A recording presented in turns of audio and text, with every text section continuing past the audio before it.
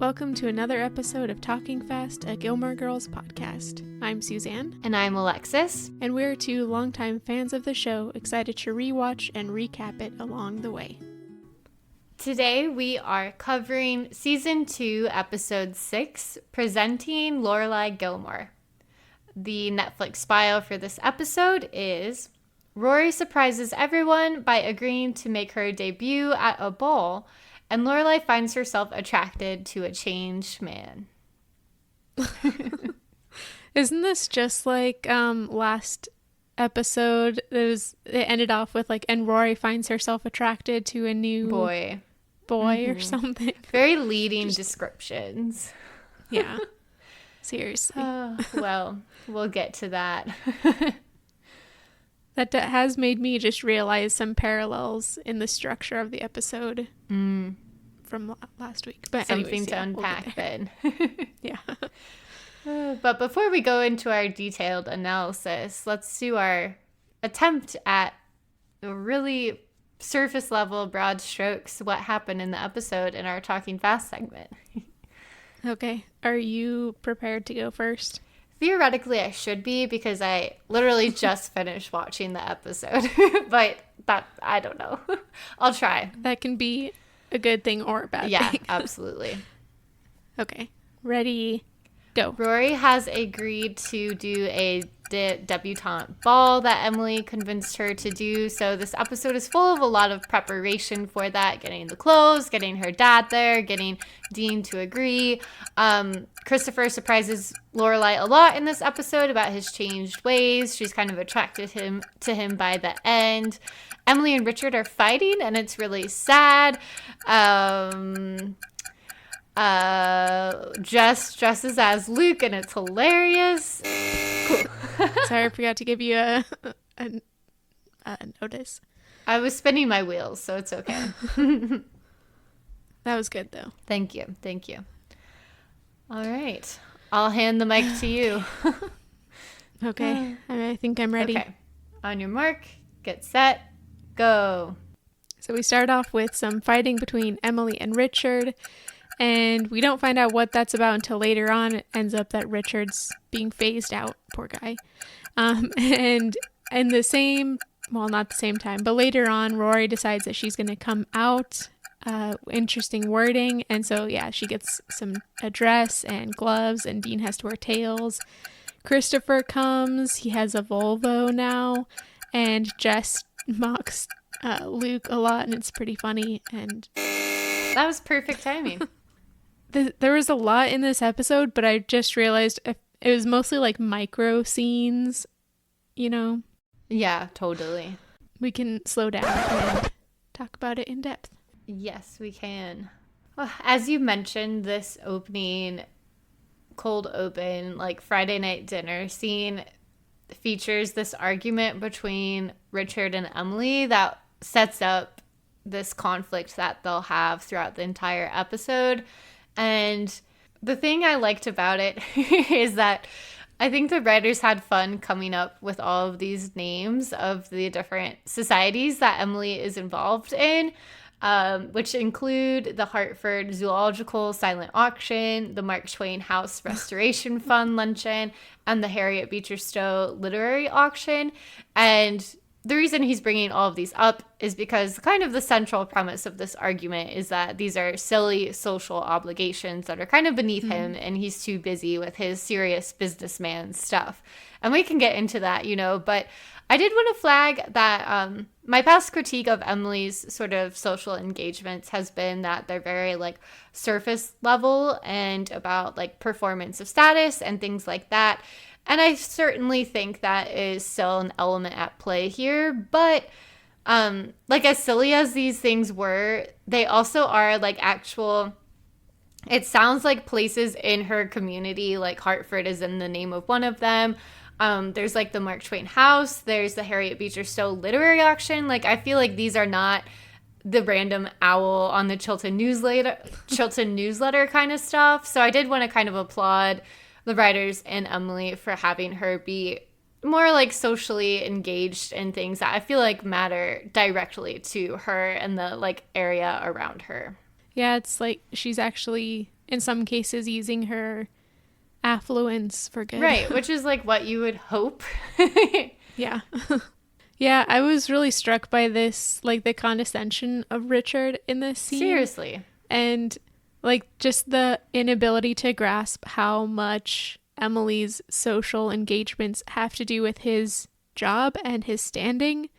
And I think we see this like in later episodes as well, but their entire world revolves basically around these social engagements, and all of the people that Richard works with are involved in them. He gets clients that way. Yeah. Like, he just is completely devaluing her contribution to the family. Yeah, I completely agree. The fact that he is like devaluing her labor just because it doesn't look like his, and downplaying, like you said, how much it actually affects and contributes and makes his own work possible, was super frustrating. But it was like mirrored with some humor as well, because Emily is like saying, she like, you sound so pompous right now, let me go get a tape recorder. Because you might think I'm too delirious from all the tea I've been drinking, because he says like any event that has tea served is like not serious, which is such a stupid thing to say. And I'm sorry, I don't like to use the word stupid, but anyway, she goes to get the tape recorder and she's like holding it up to him like, I'm not sure how good the microphone is. It was like a fun way to have this argument at the start, especially because kind of the argument that they end with does not have any of these fun little jokes peppered throughout, and it's just serious then. Yeah, we get to see Lorelai truly enjoying watching her parents fight. Rory's kind of worried about being there and overhearing it, but Lorelai is like, this is her ideal Friday night dinner, is to watch her parents fight and not over her. I also really wondered where Emily got that tape recorder. Did she just have that lying around? At first I thought it was an iPhone, but then I remembered what time period this is, so. It is an odd thing for her to have. It's a very practical object, and she actually knew how to use it and where it was and whatnot. So, you flag a good thing. But we don't actually get to see them have Friday night dinner. We really just end this scene off with Richard and Emily noticing that Lorelai and Rory are there and looking a bit embarrassed. We pick up after the opening credits at Luke's. And I think Jess was in the opening credits, by the way. Oh, yeah. Just a small note. Yeah, I watched them for once last week, and I did notice that they had updated some of the new characters and stuff, so that's good. It. But this scene, there's not much of huge importance that happens during it. Rory's worried about a paper being turned in, and she's afraid that Lorelai's coddling her. But another thing also happens in this scene that is my part one of my Lorelai's closet for the episode. I love that. A two-part. That's a good way to make the nomination. I mean, they did it on purpose. They did it on purpose. But it's when Jess comes down. Luke had just been complaining about how he was supposed to have help, and obviously that was supposed to be Jess. He comes down and he's wearing a Metallica t-shirt, which you think Lorelai would be into because Metallica is one of her favorite bands. But it's one of those hair metal shirts that has the logo on top and then a skull or something. Yeah. And I have a couple shirts like that, mostly for Iron Maiden because I love Iron Maiden. And they are kind of jarring, I guess, unless you're used to that kind of stuff. So it's not the most disturbing metal shirt I've seen, but I just loved that he was wearing this, and Luke gets really pissed off and sends it back upstairs to change.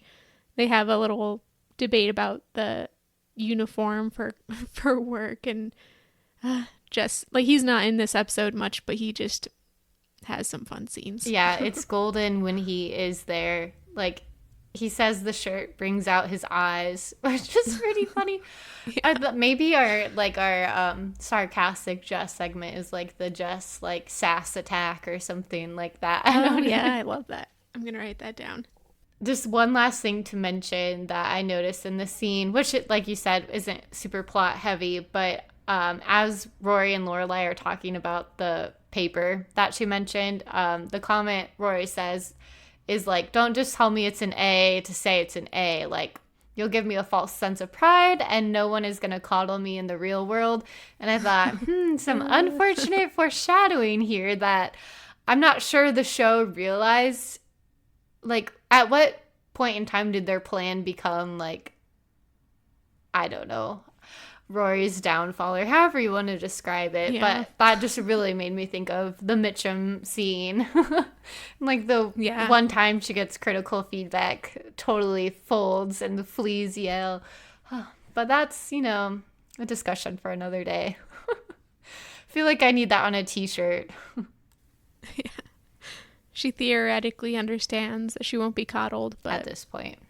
And we also, like, nothing else really happens. Rory does watch the Jess-Luke exchange, but we don't get any, like, meaningful glances or anything like that. Nothing for the ship here.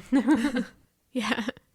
So the next thing that we see is back at the Gilmore's house. This episode just jumps around so much. I'm hoping I'm not forgetting things. Yeah, this is later that day. I assume Rory left Luke's, went to school, and now is stopping by at Emily and Richard's for a book. But she encounters a patio full of lesser Emily types, the socialite group.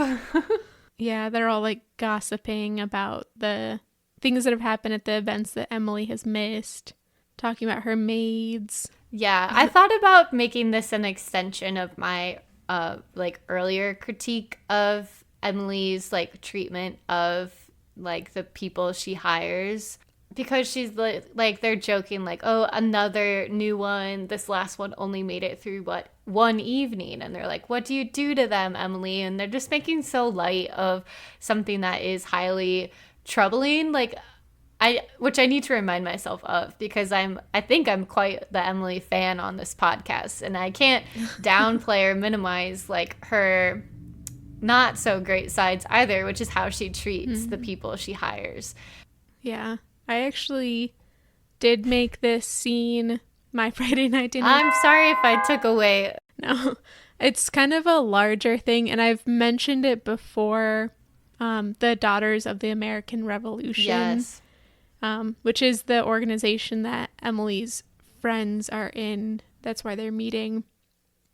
And I want to preface this by saying I did do a little bit of reading about the DAR before recording this, but I by no means know everything or even a lot about it. We're just opening the conversation right now. Yeah. So if any listeners have experience with this, I would love to hear about that. That would be awesome. But I want to critique it mostly because this show doesn't in pretty much any way. And it's a organization focused on direct blood lineage to somebody who was involved in the American Revolution. And already that's kind of problematic, because anytime you talk about like an organization that's focused on direct blood lineage, that means that it's excluding a huge swath of people, and it's also kind of venerating some sort of blood purity in a way. I mean, of course, they're not looking for like a pure line of all your ancestors are related to American Revolution people or something like that, but it does tend to end up also kind of aligning with a lot of white supremacist. It's like building a narrative of whiteness. Like, look at our long history back to this important historical event, establishing like American identity and stuff like that. Mm-hmm. Yeah, exactly. And it takes me to a debate that's happening in the medievalist community. Surprisingly, we can connect American history with medieval history. And that has to do with the term Anglo-Saxon, which is actually used often in not so much this show, but in describing the characters of this show as waspy, which is an acronym for white Anglo-Saxon Protestants. And the term Anglo-Saxon historically in the past 100 years or so has been used to denote a specific time period in English history, the 500s to about 1066 after the Norman invasion. But it's been called under a lot of speculation recently. For one reason, it wasn't really used in the historical period to denote the people. I think it's not until towards the end of the 10th century that it's used at all.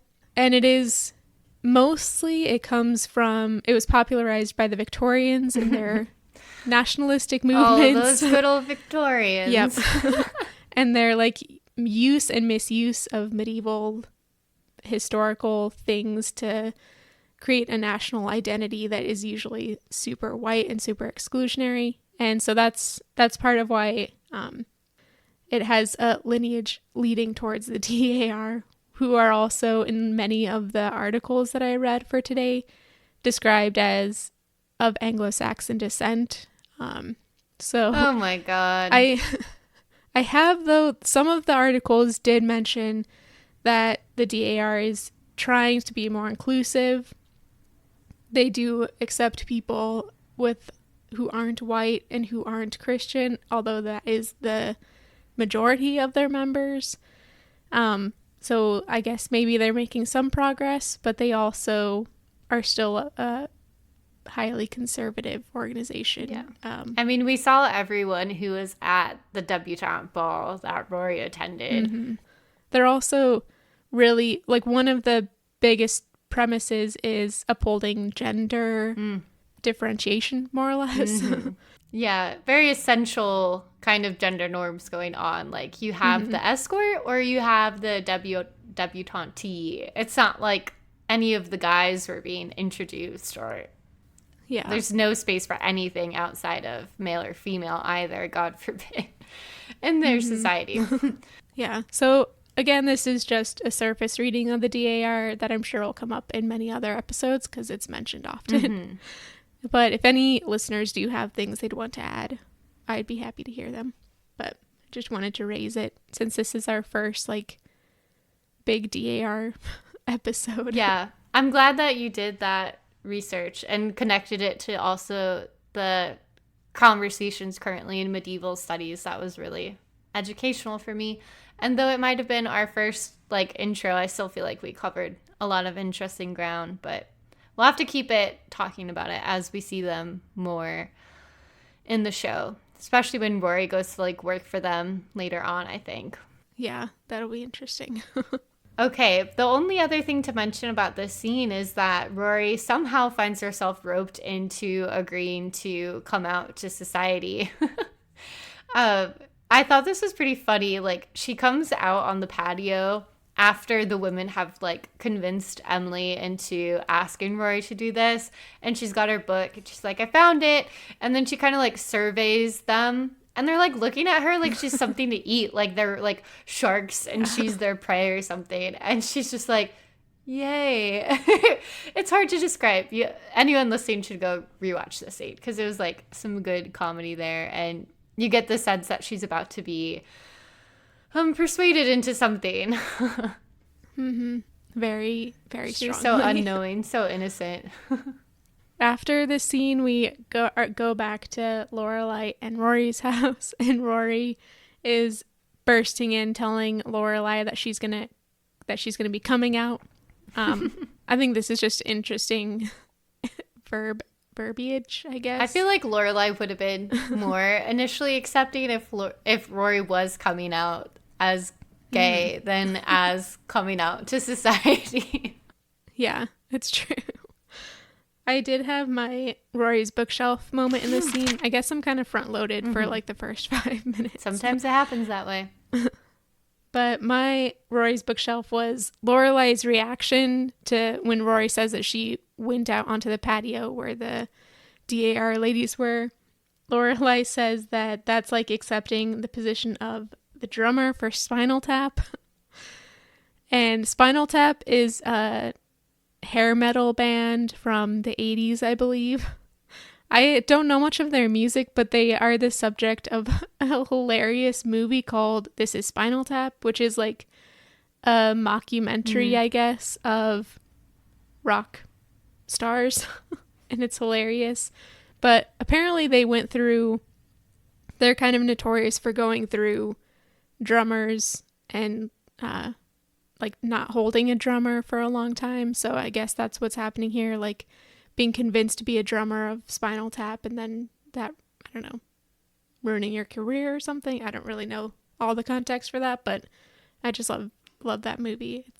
Yeah, or is it, does it have something to do with like the drummers are like so disposable or replaceable? Like I'm not familiar with that, but that's just what I was thinking about with connecting it to Lorelai's overall argument about like presenting yourself to society. She's talking about how it treats like all of these young girls like animals going up for bid, essentially.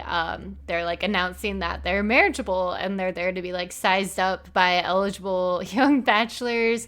And the scene ends with Lorelai saying Rory Gilmore is officially open for business, again implying like that like sexual undertones or just the whole like objectification of them.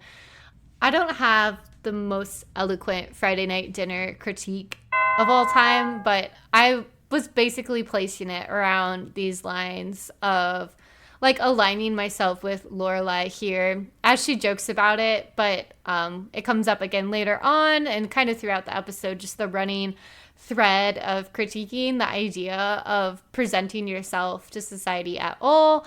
And like you mentioned, the very like gross gender roles and norms enforced by this, the logic running behind it, treating like they are so kind of like interchangeable. And I feel like it has such old roots in the whole like them getting married as like just to go be married, produce, like it's for their sexual labor, and then be wives, be mothers.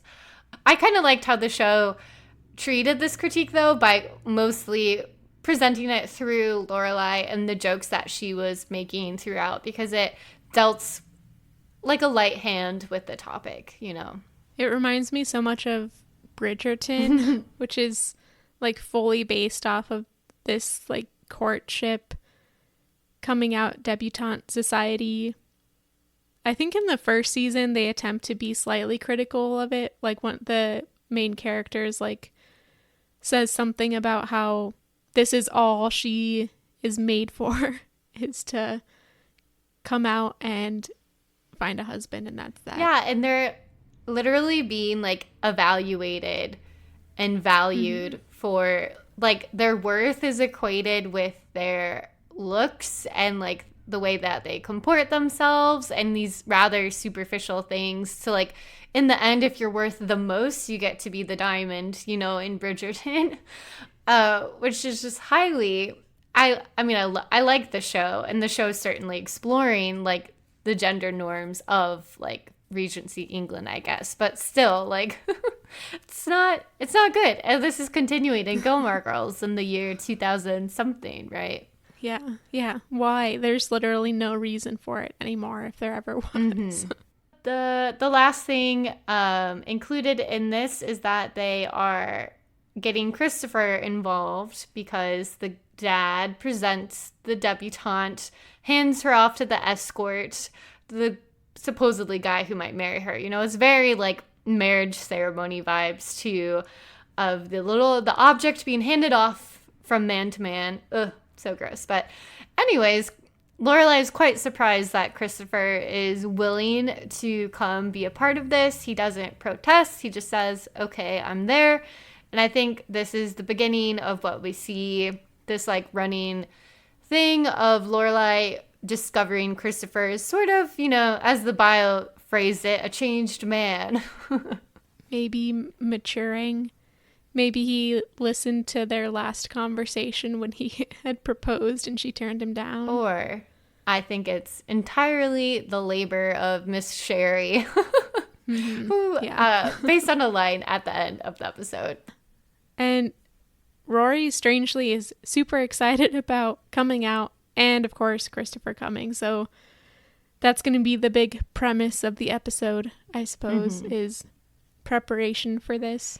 Yeah, it reminded me a lot of Rory being excited to go golf, to go to the country club, and Lorelai's like disbelief at that. And Lorelai at one point says like, I ran away from all these things and I thought you'd be running with me.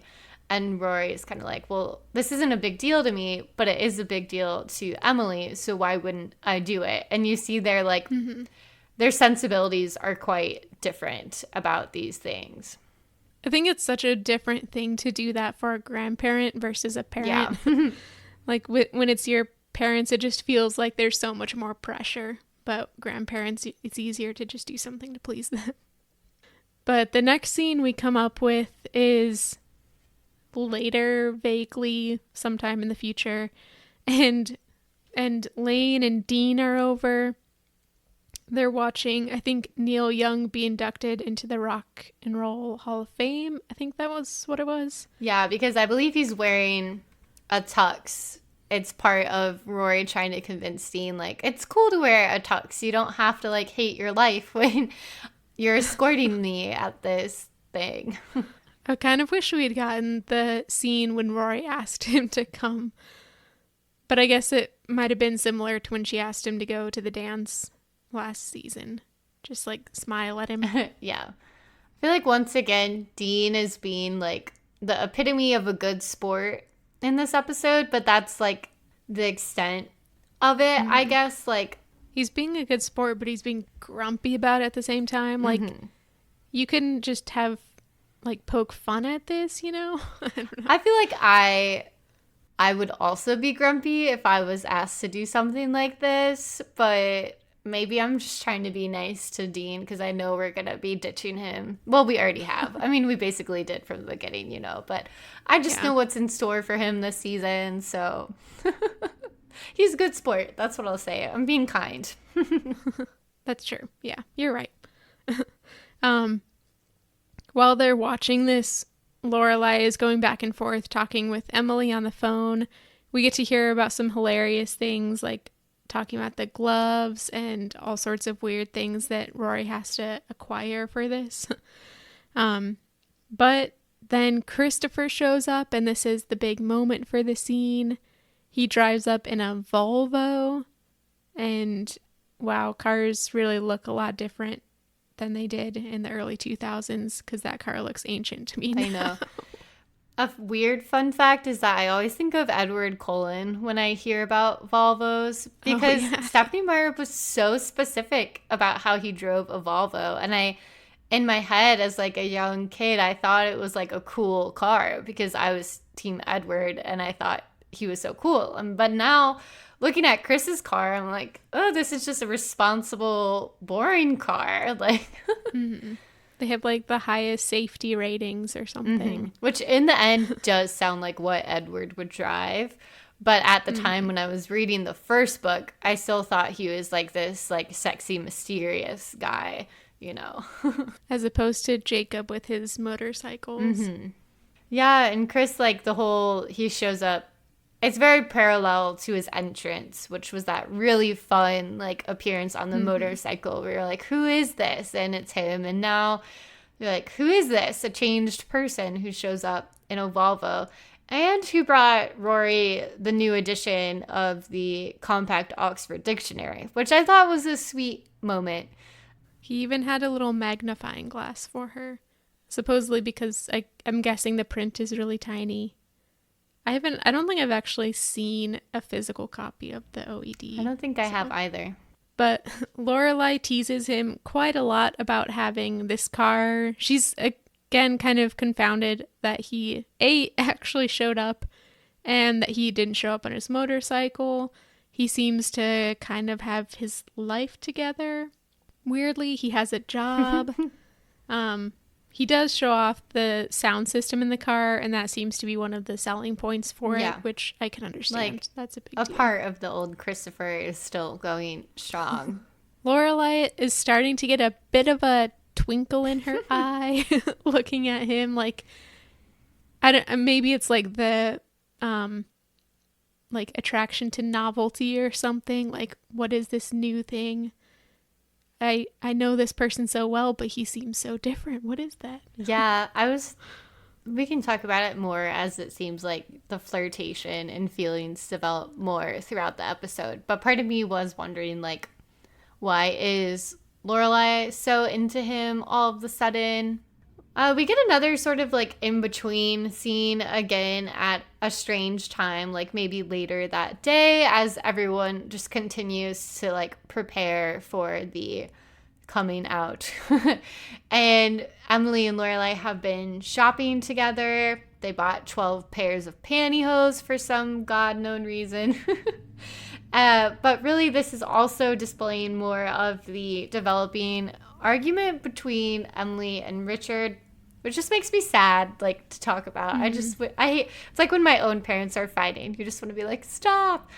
But I continue to really not appreciate Richard's attitude in this scene. He is like making a big deal about going to pick up his tux the next day.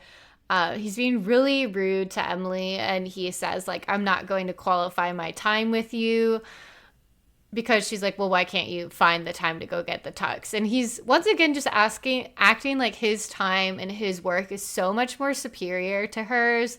And I get that he's annoyed that she like planned this debutante thing that she says is for Rory, but really it's for her. But like I just find it so ironic that he says, I'm not going to qualify my time, like the way I spend my time with you, when that's like exactly what he's doing to her, but saying like, I'm qualifying your time and I'm viewing it as less important than mine. And I don't like that.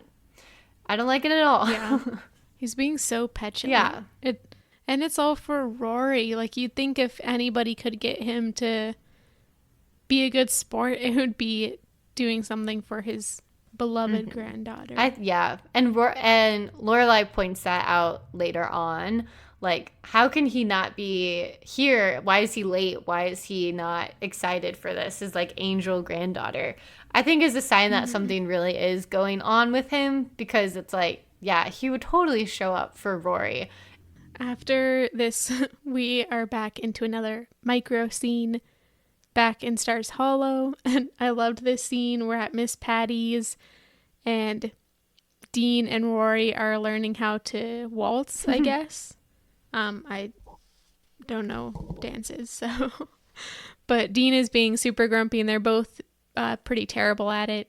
Miss Patty's being her usual magnanimous self. Supposedly she had stolen Dean to demonstrate a little bit earlier, which is weird, but in line with Miss Patty. Around that time is my Rory's bookshelf nomination. Because Rory explains, like, Miss Patty had her sit in the corner because she was worried Dean was gonna get hurt, which is, like, funny because it, like, one, I imagine Miss Patty was, like, you know, flirting with Dean, of course, like, she flirts with everyone, but also that Rory's a bad dancer, which is pretty humorous, like, a lot of people are. It's cool. But Lorelai's response to this is that nobody puts baby in a corner, which I feel like is a reference everyone loves to. It's just such a, like a, what's the word? Ubiquitous? Is that the word for when it, like, appears everywhere? Yeah, a ubiquitous reference. But I love Dirty Dancing, the movie. Patrick Swayze, Jennifer Grey, they're learning how to dance. Jennifer Grey, like, baby, is not a natural dancer at first, but she learns by the end of the movie. I probably don't need to say more, but I just really enjoy that movie. So I like the line, the reference. It's very relevant here, actually. I also love that movie. And the way that Lorelai said it, like, she was kind of cracking up as she said it. It was pretty fun. The scene also, like, Lorelai and Chris show off their dancing skills. I was like, how do they actually know this dance? They seamlessly, like, go through a whole extravagant, like, ballroom kind of dance, which supposedly they both remember from other debutante balls or something like that. But I don't know. They're really good dancers, and you get their whole chemistry, flirtation thing is, like, developing from the earlier scenes we saw. I also noticed that they're in matching outfits. Lorelai's wearing like a really dark, I don't know, burgundy kind of dress, and Christopher has a sweater of the same color. So that was strategic. We interrupt this podcast with a message from our sponsor. Miss Patty is at it again. She's holding personal dance lessons for any and all couples or throuples who need to learn how to waltz or do a fan dance. Most of all, Miss Patty is here to help you come out. As the Grand Marshal of Stars Hollow's Pride Parade, she has all of the enthusiasm, all of the rainbows, all of the pride that you need. We all know Miss Patty is all about owning your sexuality, and she's prepared to help you learn the dance that will help you express it. She knows the wobble, the waltz, numerous TikTok dances, tap dancing, ballet, interpretive dance, modern dance, jazz, and anything else you can think of. Whatever dance helps you come out, she's there to teach it. Oh, wait. The other coming out? Sorry, our mistake. Sure, Miss Patty can help with that too. But back to the fun, gender-affirming stuff. Mention talking fast to Miss Patty and she'll throw in a pride flag of your choice for the upcoming Stars Hollow Pride Parade. Here at Talking Fast, we support all of our LGBTQIA+ listeners and know how much we all love Pride paraphernalia. They leave Miss Patty's, and Christopher flirts with Miss Patty on the way out, which I thought was pretty cute. He says bye Patty really closely to her, and she's like, the way you toy with me. But they walk about town for a while. They sit on a bench, catch up a bit more. Christopher explains that he likes the stability of his new job, and Lorelai is both confused but also admiring of this. At one point, Christopher mentions that he had asked Luke for a chai latte, and I wish that was a scene that had been included in the show. Yeah. Because I can picture that and Luke's face when someone asks him to make a chai latte, especially the fact that it's Christopher of all people, I thought was pretty humorous to me. Yeah, that's my Stars Hollow. Oh, nice. Mostly just because it, you would think that Stars Hollow would be a place that would have all those autumnal drinks and stuff, and I bet Taylor's ice cream shop does in the fall, but it doesn't exist you also yet, could though. never, you can never expect Luke to have autumnal stuff, and that's just basic Stars Hollow knowledge. So I love that scene. I can't imagine what that would have tasted like. Ooh, anyways. I liked their conversation here. I thought it was interesting to see just how much Christopher has changed, because when we saw him last, Lorelai's whole critique of him was that he doesn't have any stability. He doesn't know what it takes to be in a relationship or to, fulfill another person's needs, because he can't even take care of himself. Mm-hmm. And here he really is. It also just seems like classic, I'm now in my early to mid 30s man kind of thing. I did my 20s, I went crazy, especially if you had a lot of money and didn't have to worry about that kind of stuff. And now I'm settling down, So it seemed just kind of normal to me, and Lorelai is intrigued again by this. Moving forward, we arrive to the eve of the debutante ball the night before, and this scene is again another short little bit about Lorelai continuing to tease Rory. Christopher is helping Dean with his bow tie. Then when, Rory goes to bed, Dean leaves. Lorelai shares with Christopher how she witnessed Emily and Richard openly fighting, how weird it is that Richard isn't excited about this event that's based for his granddaughter. So really just setting the scene a bit more and foreshadowing what will unfold at the debutante ball itself. I'm just realizing how much filler is in this episode. Yeah. So many times we've just been and here's another little scene of Lorelai teasing Rory. But there's actually a lot packed into what's coming next. at the debutante ball. We get a lot about like Rory there and the grandparents, Lorelai and Christopher. So I think we're arriving at the meat of the episode now, or the Beyond Beef if you're a vegetarian. Sorry, that was such a dumb joke. But we show up next at the ball, and Rory gets sent upstairs to get ready with all the other debutantes. She arrived late, apparently. The kind of guide says that all the lighted mirrors went to the girls who got there before dawn, which is a pretty good joke. I wanted to take a moment to actually, you gave me this idea because I was like, I decided I was going to give my Lorelai's closet in the moment, you know, when it felt right. I would decide between Lorelai's dress or Rory's dress, but I'm going to do a 2-part nomination myself here for both of the dresses that they wear to the debutante ball. But I think the real winner is Lorelai's, because you expect Rory to be wearing a fancy dress, right? But Lorelai shows up in this like gorgeous, it's like a deep navy blue gown. Like you almost can't tell if it's black or blue. And it does have some like black details. It's sleeveless. It kind of has these like buckles on the side of the bodice. That's a nice detail. And she's wearing it with like a really sleek ponytail. And she just looks fantastic. And Rory, I think, has like the best dress of any of the other debutantes. It's got this like nice bodice with really pretty detailing. It's kind of hard to describe. It's not exactly like lace, but it's kind of flowery. I'm not sure. But a rather like poofy skirt, of course. Like, where would you be without the poofy skirt here? And it kind of reminded me of the dress that Anne Hathaway wears in Ella Enchanted, if you remember. Oh, yeah.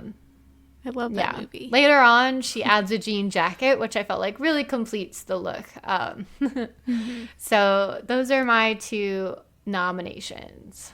I also loved Lorelai's dress, but I did notice something that kind of ruined her look for me. It was her lip gloss choice. I don't know if you noticed. It was like, I couldn't really tell whether it was just a completely nude lip gloss color or if it was like slightly frosted pink. I think it was frosted pink. But it just made her lips kind of look like washed out. Or she like ate something with frosting and they're just like covered. Yeah. Yeah, and that was such a trend at that time also. But like if she had just had like a nude mauve lip or something, that outfit like all together with that would have been like amazing. Or like a dark, but that lip gloss, like burgundy or something, like a really dark red, something that's a bit more like dark and dramatic, because that was the look of the dress. The look of the dress was not frosted pink lips. After they arrive, Rory ends up chatting with one of the other debutantes. I don't remember her name. Libby. Did you? Libby. Okay. She seems a little bit intense, shall we say. That's a good word to describe her. I wrote stressed. She's like trying. But intense is really good. She's trying to decide between 2 different lip colors, like 2 different reds, an orangey red or a bluey red. And I feel like the show wants us to kind of mock that and be like, oh, you know, she can't decide. But just seconds ago, we just said how Lorelai's lipstick choice ruined her whole look. So this is important, even if the show is trying to tell us it's a little superficial right now. Yeah, that's true. Yeah. I think we do get a little bit of mocking worthy stuff with her. She's mean to the other girls in like such a backhanded way also. Like she's talking about another girl who got an injury and then another person who threw up at one point. But we find out that she's gone through, I think, 5 different debutante balls. Yeah. And she really is hoping that this time her escort will be the guy that she marries, because supposedly your escort ends up being your husband later down the line for these 16-year-old girls. Right. I feel like she's a victim of like the narrative that she's been fed. Like, you can meet eligible people outside of these balls. Like, why do they have to be your escort to be a promising match for you? And clearly, if this is your fifth one, there's no promise entailed of like that they'll commit to you after. It was so strange, but she's definitely this like over the top kind of satirized character. She's drinking like Midori sours from a flask, which is another.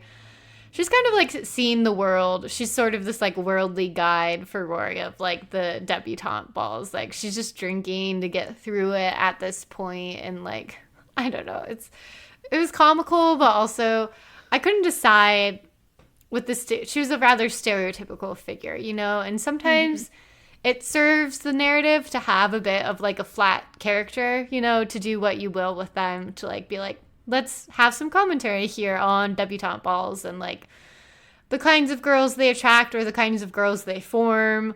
So I don't know. I don't know how I feel about Libby in the end. Yeah.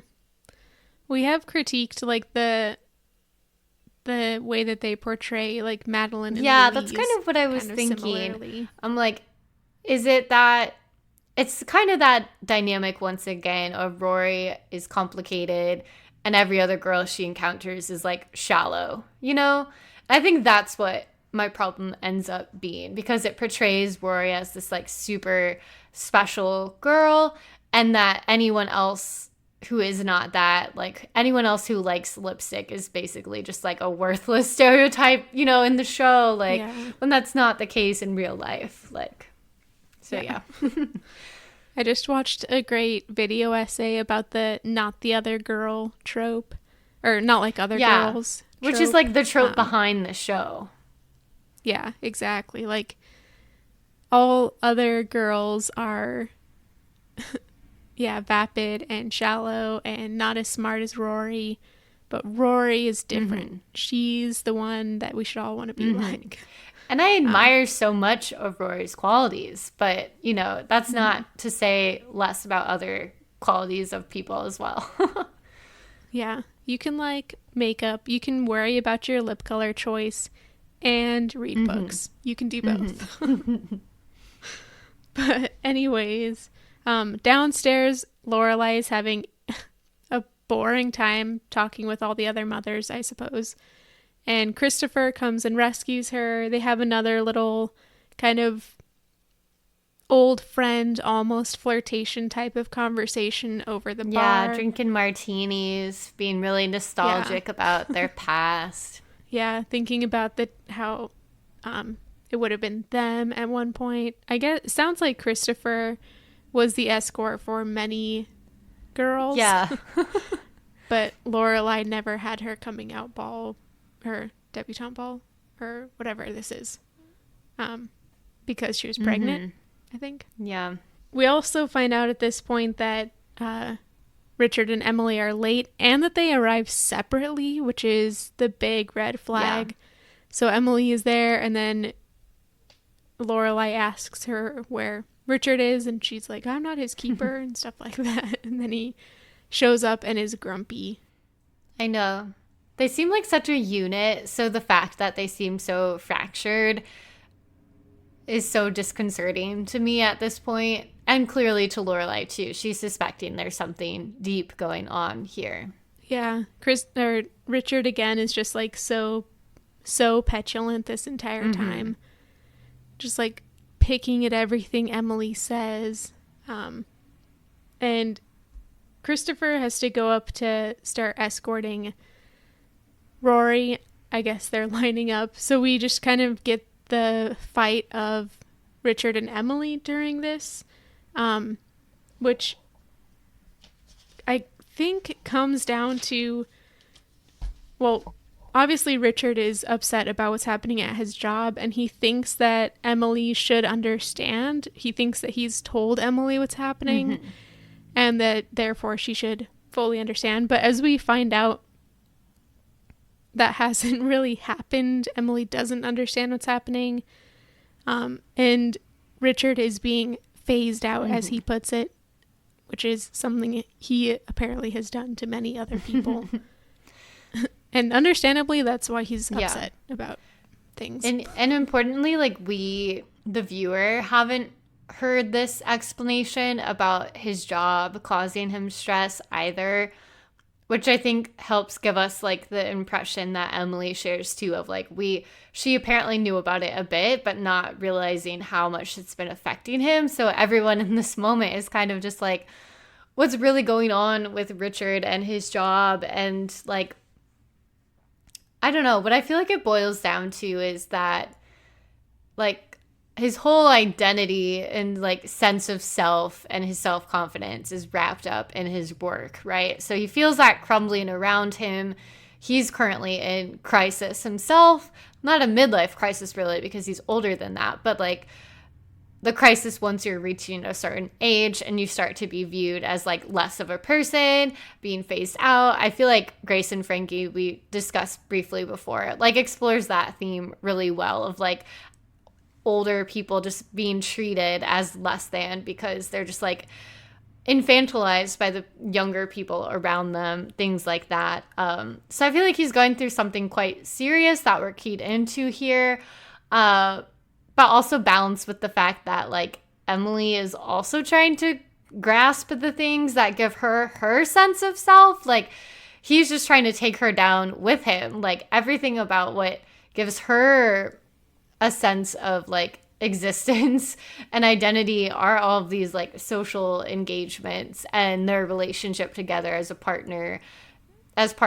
And she's doing this whole thing for Rory, and it is for her, of course, but it's also like for the family. I don't know.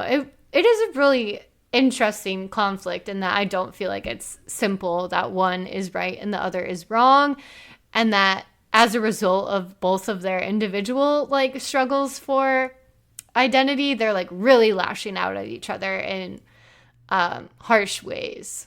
Yeah, we don't really get very much of a conclusion to their fight. I feel like it's kind of an ongoing thing that they're going to have to work out. Emily does kind of asks, so what? Like there are other things we can do, and that does not seem to be the thing that Richard wants to hear at this moment, which is understandable. I mean, as you said, this is his identity, so you can't just like that shed an identity and take on something new. It takes a long time. So I'm interested to see what is happening in the next few episodes. Yeah. Like, where does this go from here?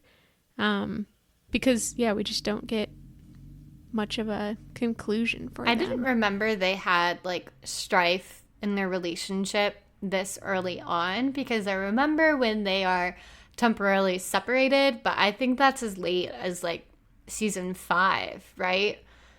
So I know that's not this. So I feel like it must resolve quicker, because I don't remember them being apart for only, I only remember them being apart later on.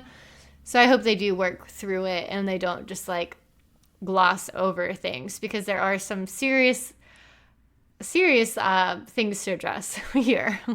But this argument has also ruined the coming out ball mostly for Emily, because Rory is still going through the motions. She's still coming down the stairs, being handed off to Dean.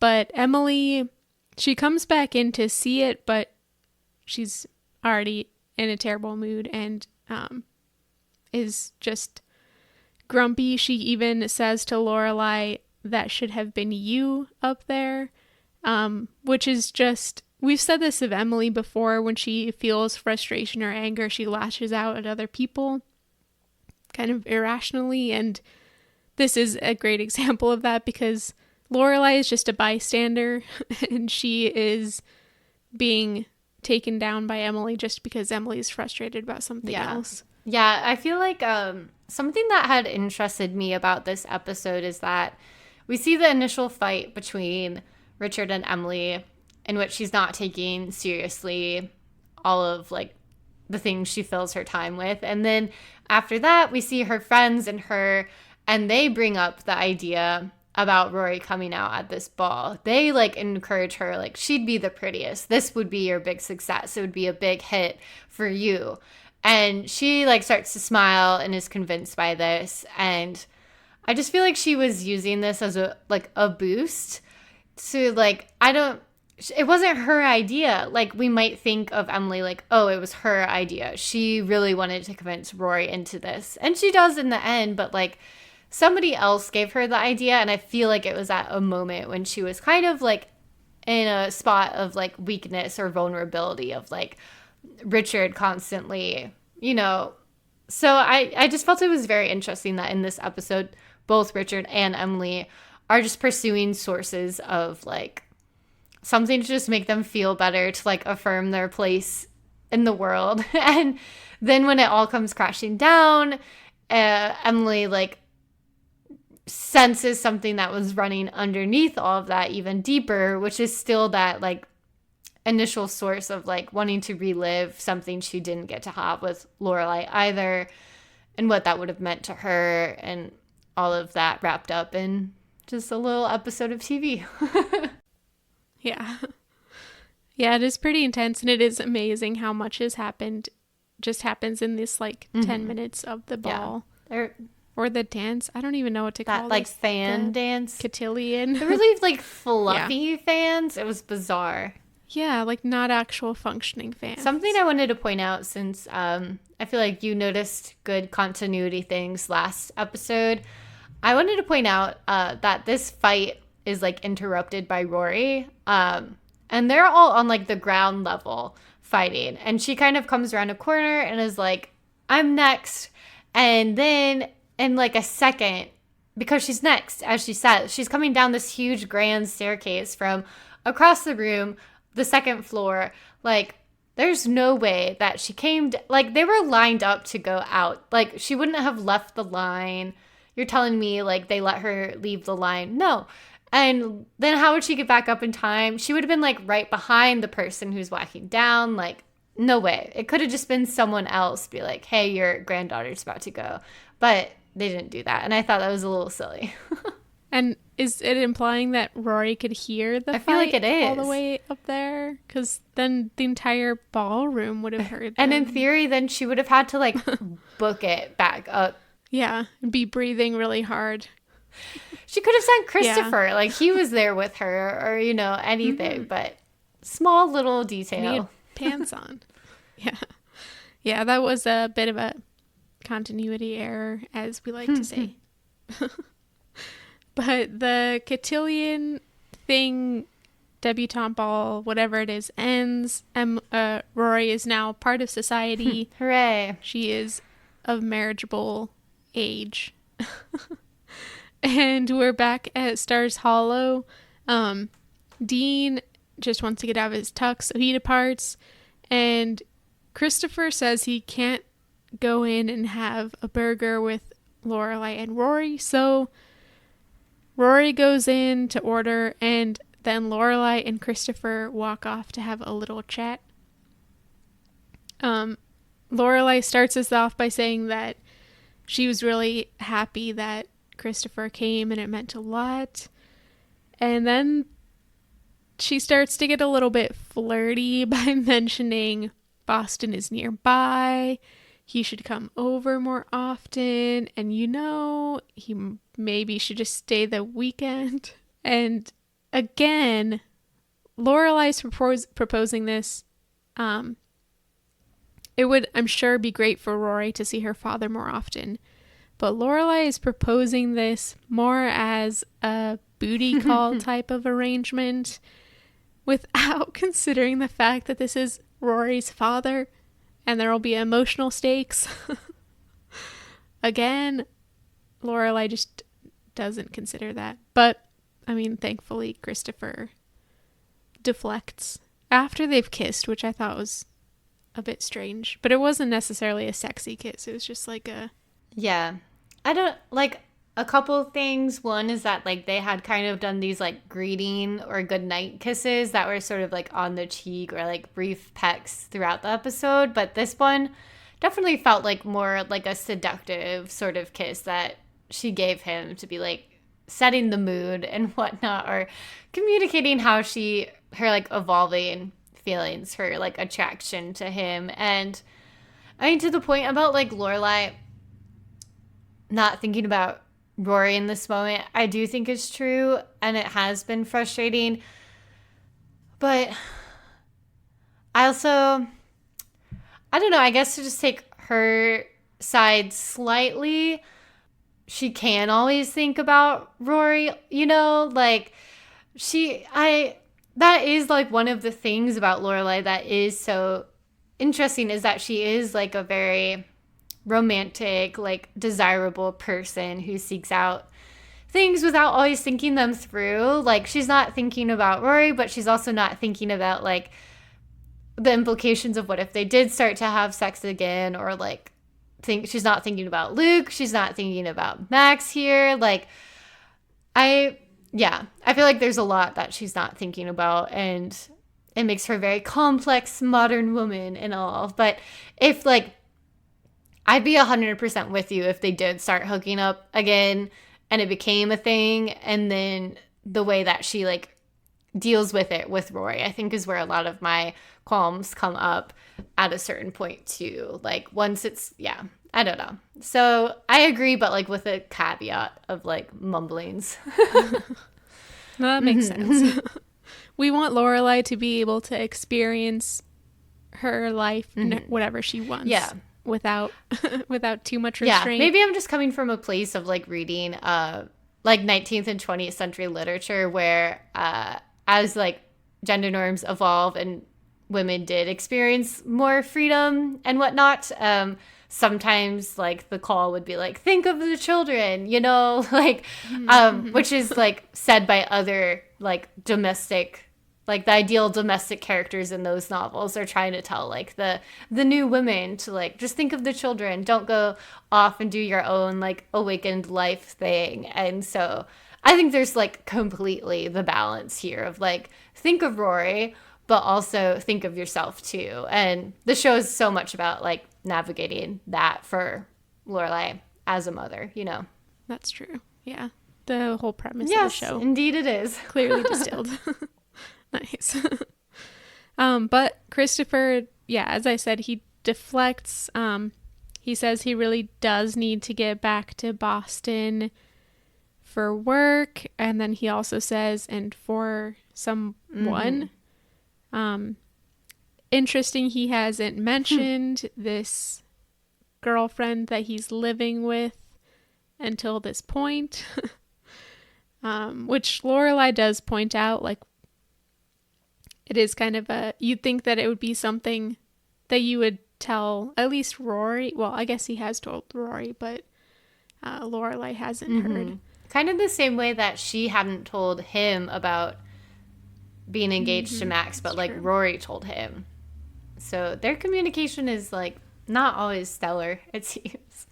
But he says that he's, like, living with Sherry, and she's the one who got him to, like, shape up, basically, like, saying he would lose her if he didn't get it together, which I feel like up until this point in the episode, I was, like, fairly impressed with him and all of the changes he had made, and this kind of takes part of that away for me. Like, the fact that he didn't do that on his own, it was, like, because of a woman, and, like, he relied on her labor and her encouragement to get him to evolve, and it's just so annoying. And, like, that's what he was basically asking for from Lorelai, but she didn't really engage with that. She's like, no, I'm not going to get married. I'm not going to be the person that is there to, like, mother you and get you to grow up. Like, that's not her role. And unfortunately, Sherry got yoked into doing that. And her life will be forever changed by it, as we'll see. Yeah, I am just, like, thinking of what happens by the end of this season. It sets up so much of that. It really did. Yeah, I felt really like, does. Is that episode, like, right next to this one or something? But of course, it's, like, the finale that it really comes to a head. Yeah. But it set it up early. They were thinking ahead. Yeah. We do finally see the troubadour giving his little la-las. Really, like, setting the mood for Lorelai's kind of, like, melancholy state after this, like, because she was clearly trying to initiate something with him, and she's like, okay, you know, she backs off quickly, but, you know, she had temporarily been envisioning them together in a certain way, and now it's like struck down immediately. So she's a little feeling maybe blue about this, but she cheers up when she goes to like talk to Rory's and Luke's.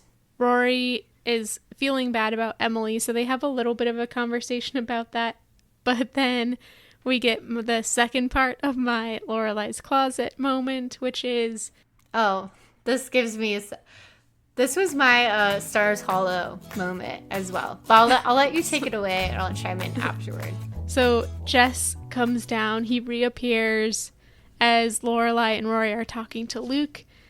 Lorelai kind of nods towards him so that Luke turns around. And lo and behold, Jess is wearing a plaid shirt and a backwards baseball hat, looking exactly like Luke. And Luke, of course, is angry about it. But then, so this is going to be my Jess sass attack moment, when he moves the pepper jar with his pinky out in a really like staccato movement. And that sends Luke over the edge. And Luke sends him up to change again. And it's just great. Yeah, I loved this. I was really torn between nominating it for like a Lorelai's Closet or Stars Hollow or even a gazebo moment. Like, it was really up there for me in terms of like the highlights of the episode. And I chose Stars Hollow because I feel like it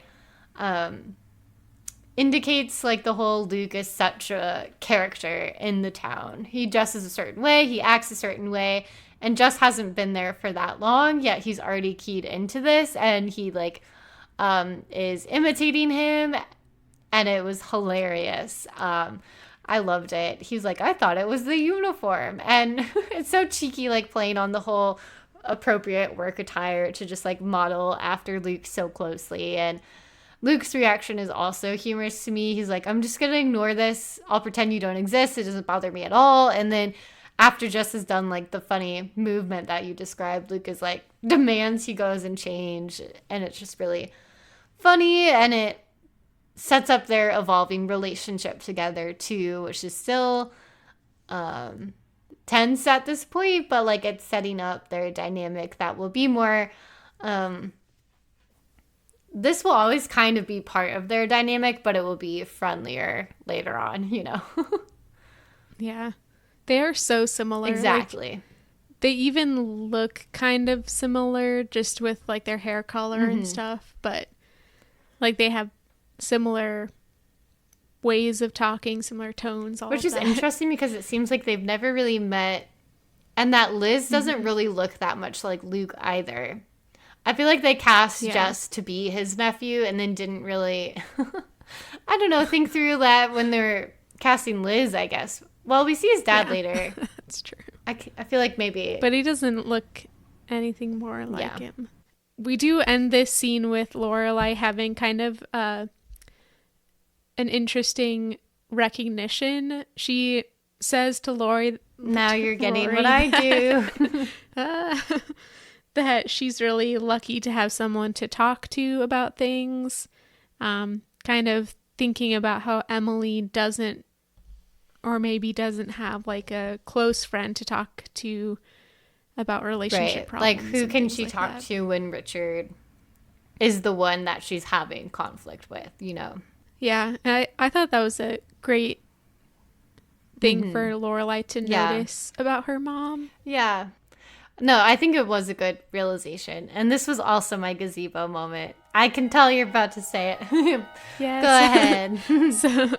So this leads us into our gazebo moments, which is a great scene back at the Gilmore's house. We come in and Emily is cutting flowers in the garden. She's got this awesome outfit that's like a straw hat and like khaki pants and a tucked in, I don't know, she just looked awesome. She looked kind of like a adventurer or something. Yeah, to me this was like the waspy woman who gardens, you know, like the actual flowers have been planted for her, but she's here to do a couple touch-ups, you know, like, which is not to say, you know, I just think it was funny. She looked pretty fun. Yeah. And Lorelai has shown up because she had some free time before her business class. and she just wants to hang. They have some funny banter about what this means. Hang, yeah. Just hang. And then, yeah. And then we pan out of the episode with Lorelai just sitting there in silence next to Emily, cutting her flowers. And just like a really nice moment of, just like we had Emily recently recognize how she has effects on Lorelai. Now Lorelai's like, I noticed this thing about my mom, and I'm just going to go and be there for her. And it was really nice. Yeah, I picked it for the same reasons. I just think it is so well done. The like what is not said says so much. like she has that, the line she says to Rory that you pointed out, and we don't get like a whole, oh, I should go check up on my mom because she doesn't have this person. Like, it's not explained, it's not said out loud, but the fact that she shows up with this like extra time between work and business school, which she's never done before, but like, just to compare it so much from the start of the season, where you could barely get her to go to a Friday night dinner, you know, it was all obligation for her. But now she's like out of her own free will choosing to go, and then is being there for Emily. And like, sure, sitting next to her and gardening, like just hanging, like that's not going to cause them to have this like Lorelai and Rory dynamic or relationship or support. But like, the fact that she's there and just starting something as small as it is just so sweet. And I loved that, like, that they just sit there in silence, really, like, coexisting, and is kind of just extending the, like, I'm here if you need me. It's so beautiful. It was really beautiful. Yeah, we'll see how long it lasts between them. Well, that seems so foreboding. Can't we have this one moment? But that's the end of the episode. It was quite a weird episode, to be honest. A lot happened. A lot didn't happen. We still haven't seen Jess or Dean interact together. I mean, Jess and Dean haven't interacted together. Yeah. We'll get more to come. Yeah. Yeah. But anyways, don't forget to subscribe to us, leave us reviews, and follow us on Instagram at Talking Fast Podcast. We're collecting gazebo moments, so send us your favorite moments from any episodes of season 2 to talkingfastpodcast@gmail.com. And that's it for this episode, I believe. All right. I'll talk to you next week. Till next time.